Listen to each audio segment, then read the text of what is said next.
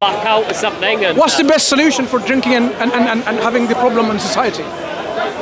What is the best solution? Not just a solution, best solution. Right. Oh, okay. I mean, yeah, I'd say drink is a hard one to completely ban, but I would ban everything else. And do you think for drink, I would put much greater controls on what you can actually drink.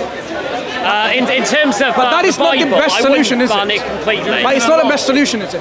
To give you an example, if there's a leak in a pipe, there are many solutions to this problem. You can put a pot underneath it and then it just collects this dripping water or whatever it's from. That's one solution. But it's not the best solution. You can put salative over it. Yeah, let me go through the scenarios. At some level, I agree with you. However, in our culture, it's so ingrained, drinking, that I would keep it in some small form. Let me just go through this example of the leak in the pipe. Most people wouldn't agree with me. Most people still want their special brew, unfortunately. Let's understand the solutions first, right? It didn't work in that period then. You have the speakeasies then, didn't you? And, so when it comes to best solutions, with the example of this pipe leaking, right? Someone can put a sellotape or a duct tape over it. It's not going to last long. It's a solution, but it's not the best solution.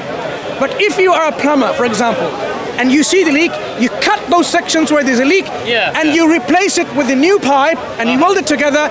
That is the best solution. You've eliminated the problem. Do you also feel that we all need to be taught do you agree? That we are sinners? Hang on. We have a horrendous sinful nature. My friend, and that when left to our own devices, things go really wrong. And we do actually need to look to a higher power in order to stop sinning. And for us, that's Jesus. Let me just finish this point. For you, I'm guessing, for all of you, I'm guessing it's Muhammad. Let me just finish this point. So we can understand from the example of this leaking pipe, out of many solutions, there is a better solution, which is the best in the examples I've provided out of the three solutions.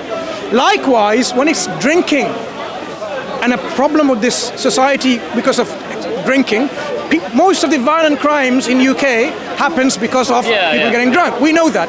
In A&E, they end up in A&E because of drinking. The solution is not you didn't drink in a limited way, like you're proposing.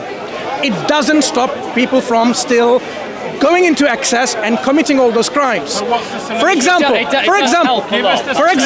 I am. So be patient, because last time when I had a discussion with you, you weren't very reasonable. So I would rather have a discussion with you, because I find so far what you said about the effect in societies and what we see, very reasonable. I agree with you.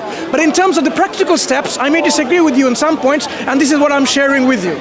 When it comes to drinking, now the solution, as I said, is not best when it comes to moderate drinking, because moderate drinking does not solve the problem. We know that. I agree with moderate drinking. As a personal choice, I think you should not drink. I absolutely think as a personal choice, you should not go. Right.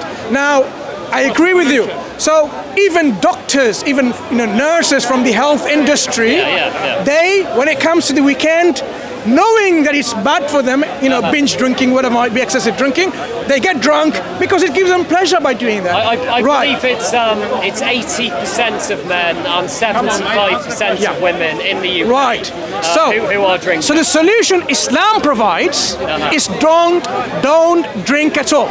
As you said, that means then to implement. It's pretty similar. We're on don't get intoxicated. We say you can't have very weak wine as a way of getting rid of impurities in water. The problem with Christianity, the only thing is we don't really need to do this anyway, because we actually have water filtration systems that'll do the job.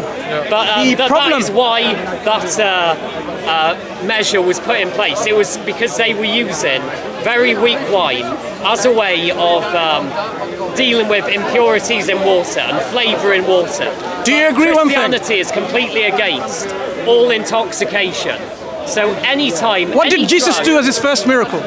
He turned water into wine. It turns water into wine. That's the problem. But no, it wasn't heavy wine. It was very weak wine. Still. And no one got intoxicated. So Christianity is wrong in the Bible. Look, Christianity, from the very foundational aspects, it has this problem. That is why Islam provides a solution to society. I think Christianity and you'd agree, is a lot closer to Islam on this issue than you're saying. But Islam provides the better solution.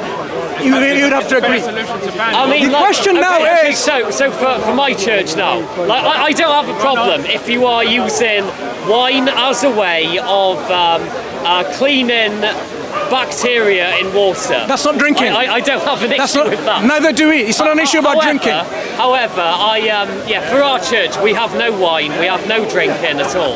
We have, so it's grape juice during the Very happy to see you're following the Islamic principles. That's good. We're following Christian principles. Islamic principles, rather, because the Bible doesn't. The Bible doesn't, in black and white prohibits the consumption of alcohol, right? So the question now is then, knowing the better solution, how do we implement this? That is why we need a state in which the laws of God are implemented. You cannot, for example, in UK, do you think it's even imaginable that the government can totally ban the drinking of alcohol? It would be hard to do it here because of so many thousands of years of because of people. I think these guys would probably challenge you on this one. No. I believe in my own life I shouldn't drink, and I believe everyone here shouldn't drink because I believe it is a sin. I see people saying, "Oh yeah, free will," and it's like everyone should make their own choice. Freedom. However, I am saying it's a bad choice, and it's so let's go. When you go into it, when you start getting addicted to it, it causes massive problems. And make bad choices, some people make good choices. We're free to make our own choice in this country. People make the choice for you. That's a dictatorship. You've got gambling. You've got everything. Fashion, you name it. You can waste money on anything. You can have problems from anything you buy. If you ban something, gambling, heroin, cocaine, marijuana, they're all. Yeah, I'm sort of more on your guys' side on this one, to be honest. I just heard the word gambling there. It's a massive problem in society. It is. But then it's freedom of choice. What does Islam say about gambling? Do you know? Yeah, I know you're not allowed to gamble. Yes, sir. Total prohibition. Because Islam says, okay, there's some benefits and there's harm, but the harm outweighs the benefit. That's why Islam prohibits it. Right. So coming back, let's return back to the issues of pornography and sexuality and the problem that people are facing. You see, in society today, married men still go after women and have affairs. Yes. Why is that? Society promotes promiscuity. Yeah, as well as perhaps the biological need, where men, they feel the need to have relationship of more than one woman. Right. Or more than one woman. Yeah. Just now you can understand why Islam provides and gives a provision in which a man can marry up to 4 wives. Not having mistresses and girlfriends, but within the confines of marriage in which the wives are given the equal treatment, just treatment, as much as they're able to allow. So as you can see how Islam considers the need of the people, because God knows how is made the biological makeup of man and woman. Man and woman. Now you can disagree, but that's one man and one woman. They should. That's what you get it from the Bible, right? And there should be no sex before marriage. How many wives did Solomon have? But they were sinners. Did God condemn or condone that? Yeah, no, God condemned Solomon's sinning. Where did God condemn? In his failure. No, where did God condemn? His society fell apart because of he had where too many wives. Where did God condemn and it all fell having apart many wives? Specifically about having more than one wife. Where did God condemn that in the Old Testament? Well, for Solomon and for David as well. David, he had the affair with Bathsheba. Being married is not committing adultery. You know, and then his life. You don't even know what marriage is. And Solomon's life also fell apart as a result, my friend, of his infidelity. Where does God command, or prohibit rather, that you cannot marry more than one wife? Well, in the New Testament and also in the Genesis. We are talking about in the Old Testament times. In Genesis 2. Where does it say that? It says that one man will be married to his wife, and he will cleave to her, and they will have children. You can be one flesh, as the Bible says in Genesis, when you're marrying also another woman. So there is no prohibition. There's no promotion of it. There is no prohibition of it. There is the image of Adam and Eve, one man and one woman. You see, and that is the whole polygamy. pattern. Just to show you, polygamy was practiced across the world. There's no promotion of polygamy Islam, in the story of the God. I want to just show you in terms of where the New Testament created its own problem. In the Old Testament times, in all the cultures and so on, having more than one wife was practically everywhere, practice. Islam didn't introduce polygamy. Islam restricted it to 4. People in the past, they could marry any woman, and then they kick them out as they wish. But Islam says, no, you have to be just with them. If you cannot treat them justly, Islam says, then marry only one. So as you can see from practical measures, in the relationship between man and woman, Islam provides the solution. I think Islam believes that because it's kind of desert logic. So you get the idea that, say if these guys go off and they've got wives into the desert and they then die, during their trip across the desert, and there's only a few of them left. All of those women still need to be provisioned for. So they then affix themselves to the other men. I believe that is there are various reasons people. Idea. There are various reasons why polygamy was practiced in societies in the past and in the societies today. There are many Christian societies that practice polygamy today. I'm sure you know that. Christian society if it promotes that. The problem is a cult if it promotes that. Just like in your church, it bans alcohol. In other churches, they actually have alcohol during the services. Right. So it is not about a Christian practice. So let's come back. I don't think. Let me come back to my point. Promotion of intoxication. So you can argue having a single glass of wine isn't intoxication. It's bad for you health-wise. According to the latest studies, look, I work in the medical field, so don't say no, it isn't. Okay, according to the that's what they used to say. That's what you've read in BBC. According to the latest consensus from the medical field, any consumption of wine. Personally, I don't go. Can I finish my point? Experience. Can I finish my point? Wine leads to a second glass of wine. But I want to finish my point. Why I don't think this idea works. According to the consensus globally among the medical professionals, right? Any consumption of drinking is bad. I can give you, if you want, those references. I don't have a major issue with this. Good. Now that's. I'm not bothered either way, to be honest. So. Right. So as you realise, my friend, what's your name? Ewan. I'm Mansur. As you realise, we are discussing of problems which we both agree as problems. Yes. But we are coming up with solutions which we think, once we implement it, it will work. Islam comes with solutions that will work, and that has worked.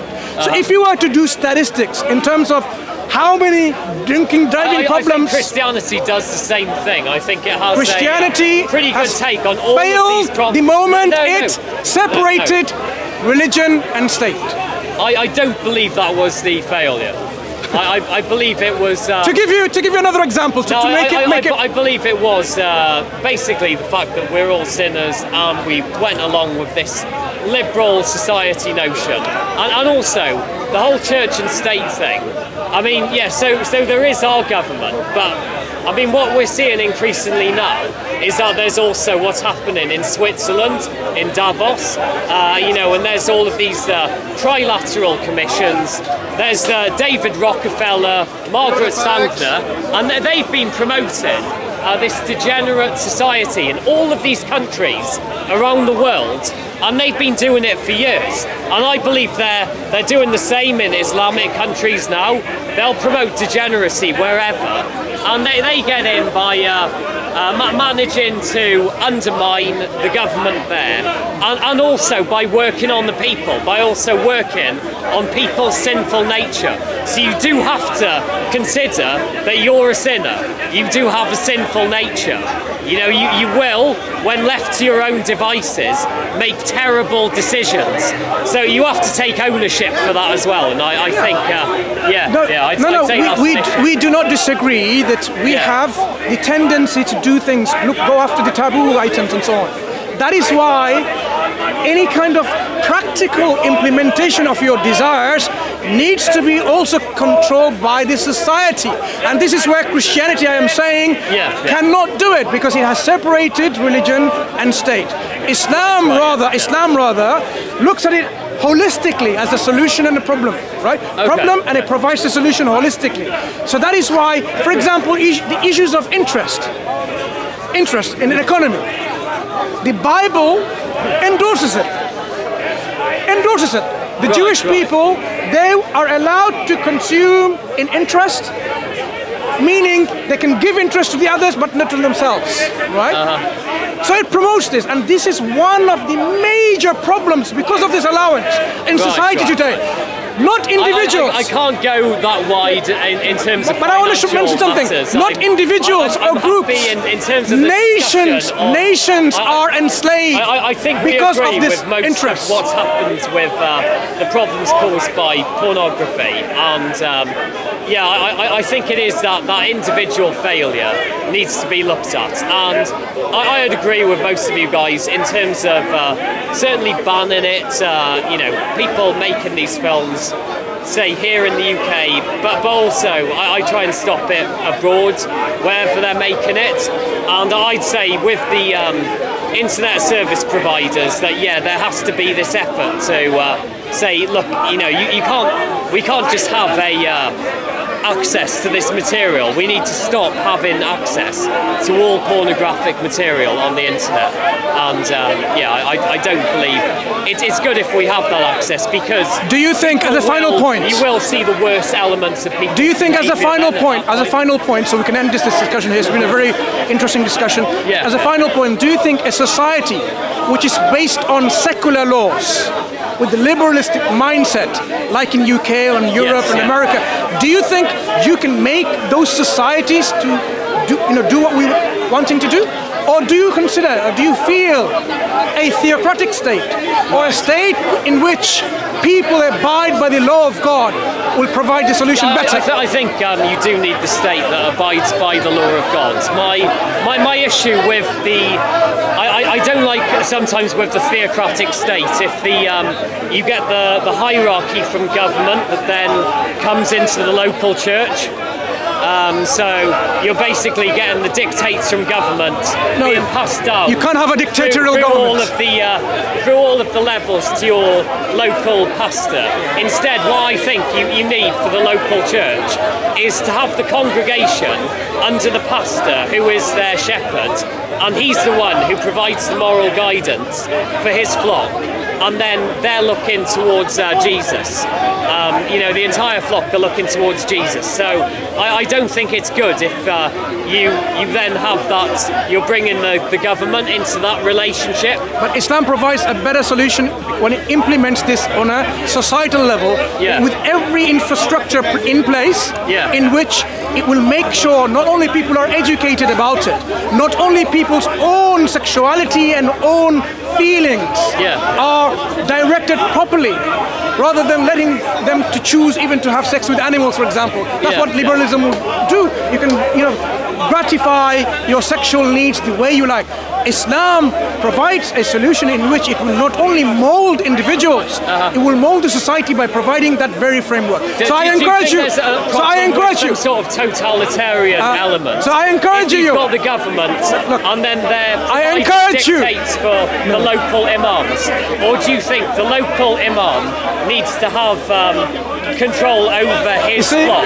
I'm encouraging you to read more about the Islamic governance, the Islamic law, Right. perhaps you can understand and appreciate. I'm fairly sure I'll be a Christian for life, mate. No. You see, positive on that. You see, look, the discussion is about knowing where the truth lies, and if we find that Islam, having provided with all of the best solution, you should be asking, why does Islam provide the best solution among all the other solutions, including Christianity?